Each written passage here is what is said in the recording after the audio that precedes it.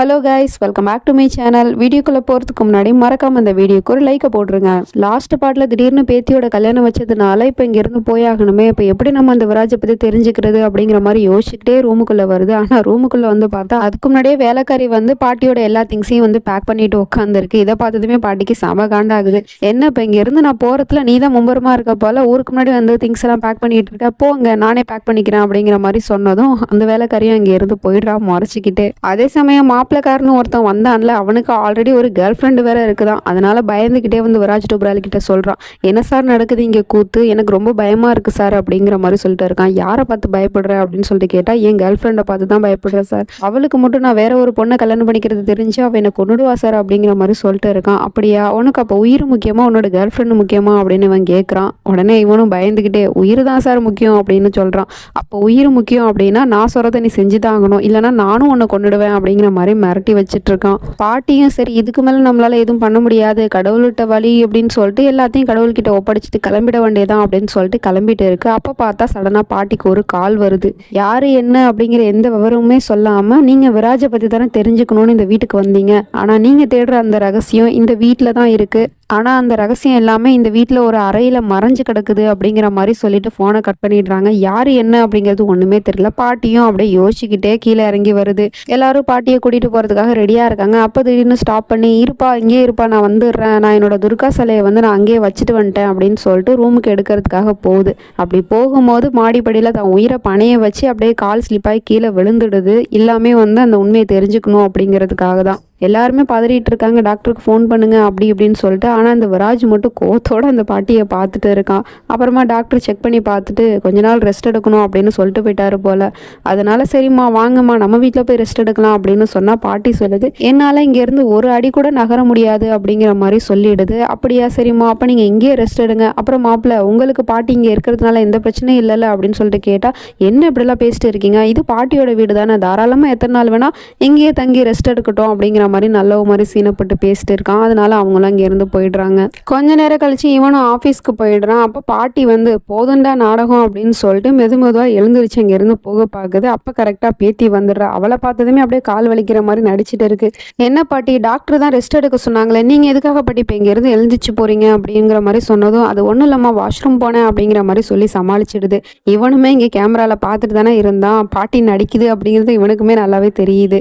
அப்போ பாட்டி பேத்திக்கு ஒரு கிருஷ்ணர் சிலையை கொடுத்து, இந்த கிருஷ்ணரை நீ எப்பவுமே உன் கூடயே வச்சுக்கமா, இவர் உனக்கு வரப்போற ஆபத்துலேருந்து உன்னை காப்பாற்றுவாரு, அது மட்டும் இல்லாம நீ வந்து உனக்கு பையன் தான் பிறக்கணும் அப்படின்னு வேற ஆசைப்பட்டல, ஸோ காலங்காத்தாலே இவர் முகத்துல முழிச்சே அப்படின்னா குழந்தை இவர மாதிரியே பிறக்கும் அப்படிங்கிற மாதிரி சொல்லிட்டு இருக்கு. இதெல்லாம் கேமரால பார்த்துட்டு இவனுக்கு செம காண்டாகுது.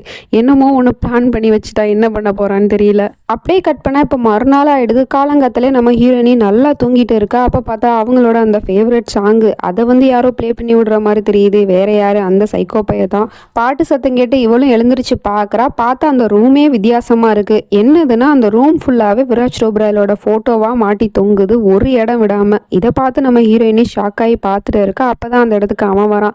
என்னதுங்க இது, புதுசா உங்களோட போட்டோஸ் எல்லாம் மாட்டி தொங்க விட்டுருக்கீங்களே அப்படின்னு சொல்லிட்டு கேட்டா, எல்லாம் உனக்காக தாமா, அதாவது நம்ம குழந்தைக்காக தாமா, ஏன்னா நீ காலங்காத்தாலே தூங்கி எழுந்திரிச்சு பார்க்கும்போது என்னோட முகத்துல தான் நீ முழிக்கணும், அப்பதான் என் பையன் என்ன மாதிரியே பிறப்பான் அப்படிங்கிற மாதிரி சொல்றான். இதை கேட்டதுவே எனக்கு சிரிப்பா வந்துருச்சுப்பா. ஏன்னா இவன் ஒருத்தவன் இருந்துக்கிட்டு நம்ம ஹீரோயினை படுத்துற பாடு பத்தாதுன்னு இவன் பையன் வேற இவனை மாதிரியே இருக்கணும் அப்படிங்கிற மாதிரிலாம் பேசிட்டு இருக்கான். நம்ம ஹீரோயினியும் அப்படியாங்க அப்படிங்கிற மாதிரி யோசிச்சுட்டு இருக்கா. அப்போ அந்த சாமி சிலையை காமிச்சு, அப்போ இது எதுக்கு, இதை நீ எதுக்கு வச்சிருக்க, இந்த சிலை நமக்கு வேண்டாமா அப்படிங்கிற மாதிரி சொல்லிட்டு இருக்கான். அது வந்துங்க இது சாமிங்க, இதை நான் என் பக்கத்திலே வச்சுக்கிறேன் அப்படிங்கிற மாதிரி சொல்லிட்டு இருக்கா. அப்போ பாட்டி கரெக்டா அங்க வந்து, விராஜ் சொல்றது சரிதான் அம்மா, ஏன்னா பையன் வந்து அப்பாவை மாதிரி இருக்கிறது தான் நல்லது, அதனால அவன் சொல்ற மாதிரியே கேளு, அந்த சாமி சிலை என்கிட்ட கொடு அப்படின்னு சொல்லிட்டு பாட்டி அந்த சாமி சிலையை வாங்கிட்டு போயிடுது. சரின்னு அவளும் கொடுத்துட்டு குளிக்கிறதுக்கு போயிடுறா. அப்ப பாட்டி இவங்கிட்ட ஒரு விஷயத்த கேக்குது, ஏன்பா நீ இப்ப இந்த உன்னோட போட்டோ எல்லாம் மாட்டி வச்சிருக்கல, இதுக்கு பதிலாக உன்னோட சின்ன வயசு போட்டோவை நீ மாட்டி வச்ச அப்படின்னா குழந்தை அப்படியே ஒன்ன மாதிரியே பிறக்கும்பா, உன்னோட சின்ன வயசு போட்டோலாம் இருந்தா கூட அப்படிங்கிற மாதிரி கேட்டுட்டு இருக்கு. நான் ஃப்ரேம் பண்ணி மாட்டுறேன் அப்படின்னு சொன்னதும்,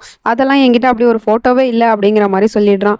அது எப்படிப்பா இல்லாம இருக்கும், உன்ன சின்ன வயசுல உன்னோட அப்பா அம்மா போட்டோ எடுக்காமலா இருப்பாங்க, சரி ஓகே விடு, போட்டோ இல்லைன்னா என்ன, இங்க பக்கத்துல ஸ்டூடியோ 2-3 ஸ்டூடியோ தான் இருக்கு. அந்த ஸ்டூடியோல வந்து உன்னோட அப்பா பேரை கேட்டு நம்ம வந்து விசாரிச்சோம் அப்படின்னா கம்ப்யூட்டர்ல போட்டு பழைய போட்டோஸ்லாம் ரெக்கவர் பண்ணி கொடுப்பாங்க. அதனால உன்னோட அப்பா பேர் என்னப்பா சொல்லு அப்படின்னு சொல்லிட்டு கேட்டா அவனும் விஜய் சர்மா அப்படின்னு உளறிடுறான். அதுக்கப்புறமா என்னது சர்மாவா, நீ விராஜ் டோப்ராயல் தானே, அப்போ உன் அப்பா பேரும் டோப்ராயல்னு தானே வரும் அப்படின்னு சொல்லிட்டு கேட்டா அது வந்து பாட்டி விஜய் சர்மா அப்படிங்கிறது வந்து என்னோட கிளைண்ட் பேரு, அவங்க தான் கால் பண்ணிட்டே இருக்காங்க, நான் ஆஃபீஸ்க்கு போகணும் பாட்டி, என்னோட அப்பா பேர் வந்து சங்கர் டோப்ராயல்னு சொல்லிட்டு அங்க இருந்து போயிடுறான். பாட்டிக்கு ஒரே சந்தேகமா இருக்கு, இவன் என்ன அப்பா பேரை சொன்னா இப்படி தடுமாறுறானே, அப்ப ஏதோ ஒரு விஷயம் இருக்கு அப்படிங்கிற மாதிரி யோசிக்குது. யோசிச்சது மட்டும் இல்லாம அதை பத்தி தெரிஞ்சுக்கணும் அப்படின்னு வேற பாட்டி யோசிச்சுட்டு இருக்கு. அதே சமயம் நம்ம ஹீரோயினியும் அலாரம் அடிச்சதுமே யோகா பண்ற டைம் ஆயிடுச்சு அப்படின்னு சொல்லிட்டு யோகா பண்ணிட்டு உட்காந்துருக்கா.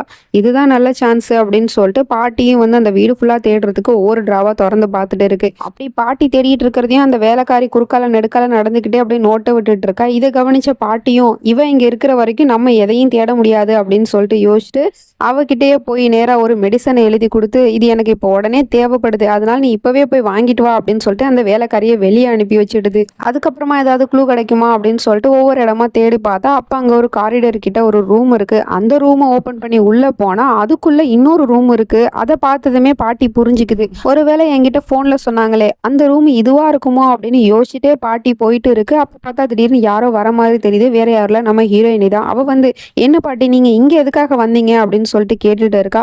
அது வந்துமா இந்த வீடு ரொம்ப பெரிய வீடா இருக்குல்ல, நான் இன்னுமே இந்த வீட்டை வந்து முழுசா சுத்தி பார்க்கலாமா, அதனாலதான் நான் வந்தேன். அப்புறம் அது என்ன ரூமுமா, அது ஏன் பூட்டி இருக்கு அப்படின்னு சொல்லிட்டு கேட்டுட்டு இருக்கு. உடனே அவளும் பிளாஷ்பேக்கை நினைச்சு பாக்குறா. கல்யாணம் பண்ணி வந்த புதுசுலயே அந்த ரூமை நம்ம ஹீரோயினி கவனிச்சிருப்பா போல. ஸோ அதனால வந்து சாவி தேடிட்டு இருக்கா. அப்ப இவனும் வந்து பார்த்துட்டு என்ன நீ தேடிட்டு இருக்க அப்படின்னு சொல்லிட்டு கேட்குறா. நான் சாவி தேடிட்டு இருக்கேன் அப்படின்னு சொல்றா. என்ன சாவி, எந்த ரூமுக்குள்ள சாவி அப்படின்னு சொல்லிட்டு கேட்டா அதான் அந்த காரிடோர் கிட்ட ஒரு ரூம் இருக்குங்க, அந்த ரூம் பூட்டியே கிடக்கு, அதுல என்ன இருக்கு அப்படின்னு நான் பார்க்கணும் அப்படிங்கிற மாதிரி சொல்லிட்டு கேட்டுட்டு இருக்கா. எனது அந்த ரூம் பக்கம் போறியா, அந்த ரூம் பக்கம் நீ தலை வச்சு கூட படுக்க கூடாது ஓகே அப்படிங்கிற மாதிரி மிரட்டி விட்டுட்டு இருக்கா. ஆனா ஏங்க அதுல என்ன இருக்கு அப்படின்னு சொல்லிட்டு கேட்டா அதெல்லாம் ஒண்ணும் இல்லம்மா, அது வந்து ஸ்டோர் ரூம் தான், அதுல ஒண்ணும் கிடையாது, ஆனாலும் அந்த ரூம் பக்கம் நீ போகவே கூடாது அப்படின்னு ஸ்ட்ரிக்டா சொல்லிடுறான். அதனால நம்ம ஹீரோயினி அந்த ரூமை பத்தி எதுவுமே பெருசா யோசிக்கல.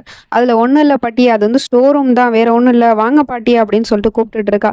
நீ போம்மா நான் இந்த வந்துடுறேன் அப்படின்னு சொல்லிட்டு பேத்தியை அனுப்பி வச்சிடுது. அப்படின்னு இந்த ரூம்குள்ள இருக்கு, இது ஸ்டோர் ரூம் மாதிரி தெரியலையே, பார்த்தா ஸ்டோர் ரூமை இவ்வளவு பாதுகாப்பா பூட்டி வச்சிருப்பாங்க அப்படின்னு சொல்லிட்டு திரும்பவும் அந்த ரூமை நோக்கி போயிட்டே இருக்கு. பார்த்தா அதுல பெரிய பூட்டை போட்டு தொங்க விட்டுருக்காங்க. அந்த பூட்டை பார்த்ததுமே பாட்டி கெஸ் பண்ணிடுது. அப்போ எனக்கு தெரிஞ்சு இந்த ரூமா தான் இருக்கணும், அது விராஜோட மொத்த ரகசியமும் இதுக்குள்ளதான் இருக்கு அப்படிங்கிற மாதிரி யோசிச்சுட்டு இருக்கு. அண்ட் இதுக்கப்புறம் என்ன நடக்க போகுது அப்படிங்கிறத பாக்குறதுக்கு உங்களை போல நானும் வெயிட் பண்ணிட்டு இருக்கேன். ஏன்னா இது வரைக்குமே நான் கிட்டத்தட்ட 39 எபிசோட் போட்டுட்டேன். ஸோ இந்த 39 எபிசோட்ஸுமே நான் என்னோட பழைய சேனல்ல போட்டது தான். ஸோ அதனால இது வரைக்கும் என்ன நடந்துச்சு அப்படிங்கிறது எனக்கு தெரியும். இதுக்கப்புறம் என்ன நடக்க போகுது அப்படிங்கிறது எனக்குமே தெரியாது. பழைய சேனல் அப்படின்னு சொன்னதுமே என்னது உங்க பழைய சேனல் சொல்லுங்க அப்படின்னு சொல்லிட்டு கமெண்ட்ல வந்து கேட்காதீங்க. அது வந்து டெர்மினேட் ஆயிடுச்சு, அந்த சேனல் இப்போ என்கிட்ட இல்லை. அப்புறம் ஒரு சில பேர் வந்து கமெண்ட்ஸ்ல கேட்டுட்டு இருந்தீங்க இந்த மாதிரி சௌபாக்கியவதி சீசன் 1 வந்து இன்னும் எத்தனை எபிசோட்ஸ் இருக்கு அப்படின்னு. அதெல்லாம் தாராளமா 326 எபிசோட்ஸ் இருக்கு. ஸோ இப்போதைக்கு இந்த கதை முடியாது. ஸோ அதை நினைச்சு யாரும் ஃபீல் பண்ணாதீங்க. சௌபாக்கியவதி சீசன் 1ஓட ஃபேன்ஸ் யாரெல்லாம் இருக்கீங்களோ அவங்கெல்லாம் வந்து ரெட் கலர் ஹார்ட்டை மறக்காம கமெண்ட் பண்ணிடுங்க. தேங்க்ஸ் ஃபார் வாட்சிங் அண்ட் பை ஃப்ரெண்ட்ஸ்.